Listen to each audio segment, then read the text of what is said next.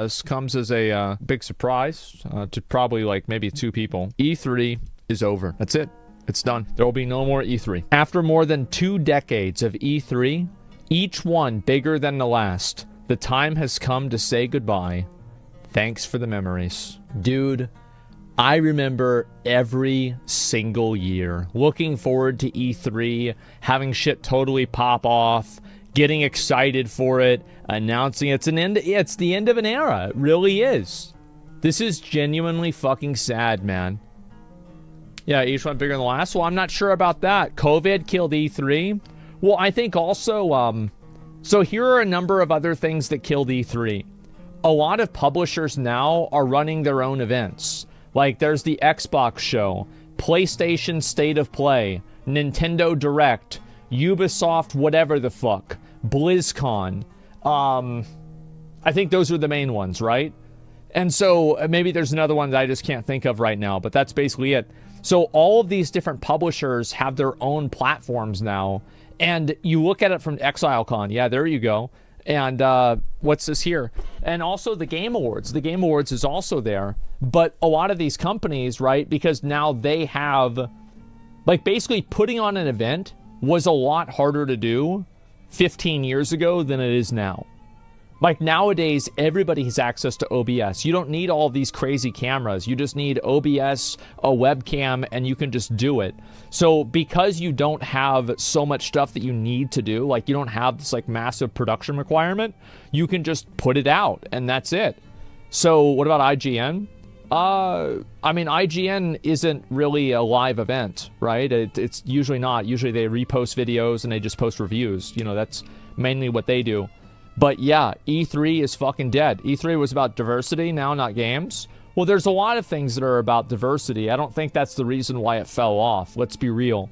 But the truth is that people just, like, why would a company want to put their game out at E3 whenever that game is in the same place as other competing games, whenever they could just make their own show with relatively the same level of ease where they just talk about their content and they're not promoting competitors? That's just the truth, right? Like, you look at it from a business perspective, and I think that's what makes sense. Now, also, you have a lot of other people who think, well, you know, listen, it gets views. Yeah, but people watch Nintendo Direct and everything else too. So it's a waste of resources. It is. And also, less people go to events. Now, COVID definitely fucked them, but let's be real. A lot of people would go to a convention like this if they could. I think the reason why E3 is shutting down is actually because a lot of publishers don't want their games announced at E3 anymore. Because they're doing their own shows, they're doing their own events, and they control their own media now. Whereas before, the game publishers and the game developers didn't have media capacity. Now they have media capacity, so they don't need E3.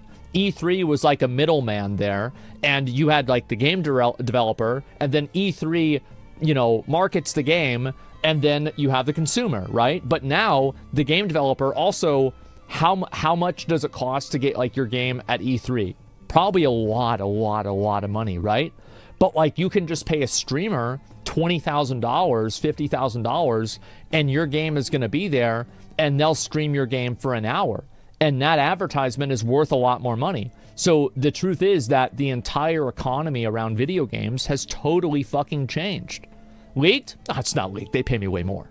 But the point is that I don't think that this is going to be different for E3 ever. Like, I don't think you're going to have a show replace E3. That's what my point is. Yeah, so we'll reach way more people. Exactly. And so that's just how it is. Conventions are a great way to meet devs and make connections in the industry. This is what was valuable with old E3. I think you make a great point, and I think that's definitely true. But now with the internet and everything, people are interacting on social media, on LinkedIn, especially for like in terms of like business and professional level. And I think that's probably also replaced it. I do agree with you if you're going to say the obvious thing is that nothing replaces a in-person interaction. And I think that's definitely true. You're right. But the truth is that in-person interactions are also a lot more, time-consuming. So it's just not needed. Yeah, it's just, I think the truth is that E3, it's like Blockbuster Video. It's like VHS tapes. It's like landline phones. They're just not needed anymore. Society has moved beyond it. Technology has moved beyond it. And it's a relic of the past. And what a fucking insane past it was. Do you remember whenever Halo 3 got announced at E3? Do you guys fucking remember that? Holy shit. Oh, man. It was lit? Yeah. That trailer. Oh, man. Reset. Yeah, Halo. But was it Halo 2? I don't remember if it was Halo 2 or Halo 3. Either way, bro, I remember whenever that came out, bro. Like, oh, it was so fucking good. So, yes, absolutely. There were so many great memories over E3. I remember every year, I would, here's another example. How many of you guys got, like, Nintendo Power back in the day? Or Game Informer? Or Electronic Games Monthly? Or, I think those were, like, the 3 big ones, right?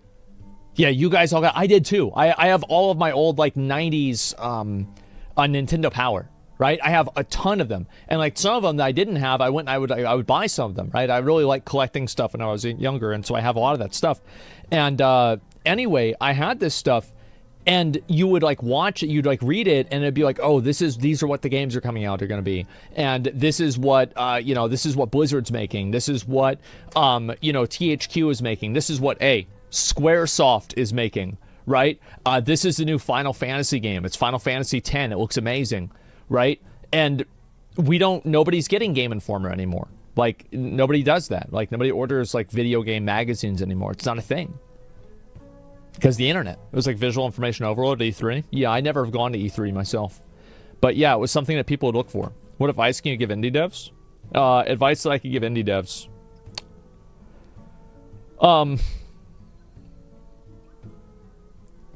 Be your worst critic. Think about the worst thing somebody could say about your game, and then ask yourself the honest question, is it true? Are they right? That's what I would do. Yeah. Self-publish, that's also a good thing too. Yeah, if you don't want to have a publisher like make decisions for you, etc. There's a lot of things like that. Obviously, like self-publishing, publishing with somebody else depends on what it is. But overall, I think that it doesn't matter who publishes your game if your game sucks, right? It's just the truth. E3 hasn't been good for years. Well, E3 hasn't happened for years. And also, the other reality is that the Game Awards is a bigger platform. So, like, if you want to announce your game, do you want to announce your game at E3 or the Game Awards? Well, you want to announce it at the Game Awards. Because everybody goes and watches the Game Awards. So that's just how it is. E3 was bigger at one point. Yeah, but it's not anymore, and that's why they're closing it. It's sad, though. It really is. It's sad. I used to look forward to E3 every year. And also because a lot of companies at the same time was hyped too, but then some companies... I think it's also, again, it's just the, accessibility of media, many other things. Say I'm going to miss it? Yeah, I'm going to miss it too. It's sad. It's definitely the end of an era. But yeah, E3 is over. Do you mean the Woke Game Awards? Oh, true, because they had that black person in there. Yeah, you're right. I forgot about that. But yeah, I'm sure that, like, maybe somebody else will try to make an event like this, but I just don't think it's really going to work out. Yeah, I don't think so. Let's see here if there's anything else I was going to look at. I saw this. Hogwarts Legacy was the most searched for game in 2023 worldwide. Isn't that fucking insane? And I make a tweet, and I was like, oh, wow, it means like a lot of people must have loved Hogwarts Legacy. And there were a bunch of people in the comments that were like, well, of course they did. It's Harry Potter. And they didn't even get the joke. They had no idea any of this shit even happened. Yeah, because it's all the drama about the game. Obviously, it was all the drama. But people have no idea about that. And then, oh yeah, jury in Epic versus Google found that Google turned its app store into an illegal monopoly. Straight up, my dad called me and told me about this. You know what I think? Thank fucking God. The average age of that jury was probably under 50. This has been Apple's next. Apple is next. The truth is that the Google Play Store and Apple Play Store, or Apple Store, whatever the fuck it is, they have too much power for apps. Like, they are effectively functioning as a government. That's not good for a free market at all. And all of these companies, every single company now has to work around their rules and their profit sharing. Yeah, it's really, really bad. They're literal monopolies.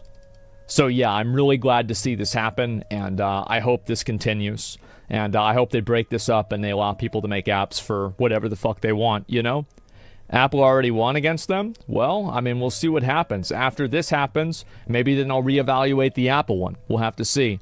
But yeah, I think this is great. Steam is next. Is Steam next? I mean, there's the Epic Game Store. I don't think Steam is next. And here's the reason why I don't think it's next. Because a lot of other developers, like, for example, Blizzard, you know, like Blizzard has the Battle.net launcher. Like, a lot of games have their own launcher as well. And then you have the Epic Game Store. There's the Ubisoft launcher. There's the EA Game launcher. And also, because Steam doesn't also control the PCs.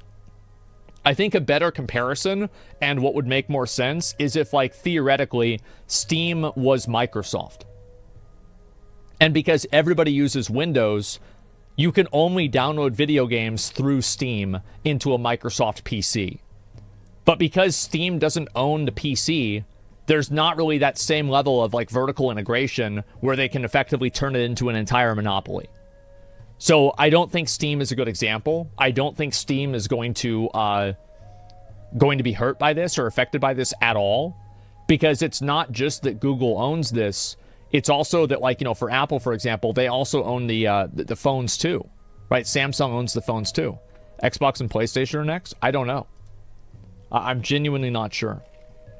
Game Pass? Yeah. Weird how Apple won, but Google lost. Apple might have also won because the jury was tech illiterate. Like, anybody who's tech literate, like, how many of you guys agree with me that you think it's a bad thing that Google, the Google App Store and the Apple Play Store have, like, effectively a duo monopoly on the entire app market for all smartphones? Bad. Everybody thinks it's bad, right?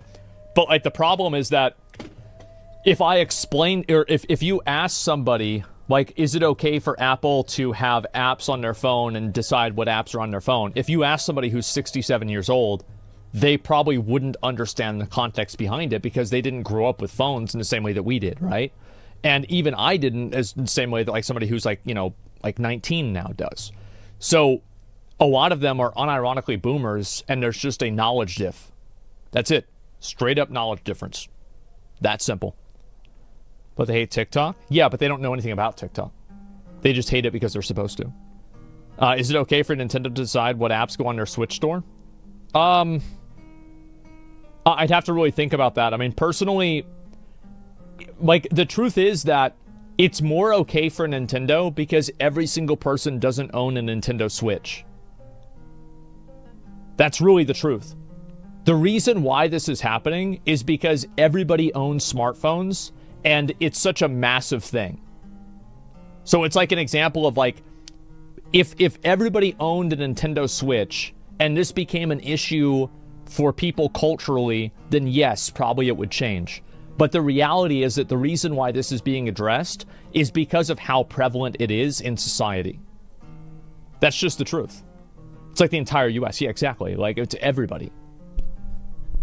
So it's okay when Nintendo does it? No, I'm not saying it's okay. I'm saying that it's less of an issue because not everybody has a Nintendo Switch in the same way that everybody has a smartphone. That's my point. And you can install any APK on Android. TikTok is bad for a good reason. I'm not interested in that.